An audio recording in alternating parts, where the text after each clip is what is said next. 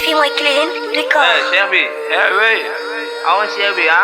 ok min kay wuro nan tan kadi suma wa non koɓe feekuji deedadi quoi koɓe feekuji deedadi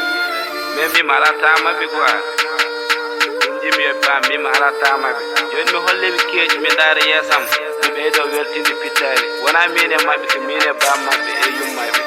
kon bondaneɗi ma laaɓa ɓinguel ferani jutta balli ko gongo tan wattinto somi arti fuut a heɓtinta jattima mero ko mettinta mero heñima ɓinguel lawol jibini ɓinguel bedda an woni bamguel fedde maynama wawa ɓedde ka almudel ganduɗa kedde sa haali bonda heɓata guel sa warani hoore a natta jeel sa juutani balle a mawnani hoore a yiita jinni sa ala are ma yata guerre sukaɓe mawɓe no membo ko jaltimi fo ɓe ñembo gare soɗon pembo MC ɗo ko tempo cukalele mawɗo ko respect locole junggam e becce MC yiiloy foroto vite fait rapru ceeɗu garti ndungu ɓenni beeli ɓeeɓi pisson woni ko yaade erwano nana fima mixode son mon sattani ko mayno woni ko ɓendani ɗokkoye boofo nandani bessa ɓooyi rappude mais mafima donki leppude ko heeda mayi woppude ko ndeyma garmi kattude rapport cuɗɗum rapport gentel bebbe yasara debbo lomtiɗa ko samba labba donnaynaɓe ñaami mbabba alay sago bebbe debbo ko duuɓi kecci haqqille juutal MC hoɗi koye ɗemgal joguiɗa ko forme boomal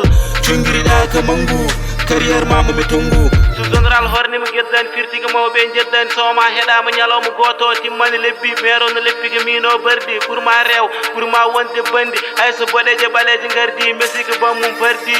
MC ji gontigi gorbi concert fo mbeɗa haɓɓa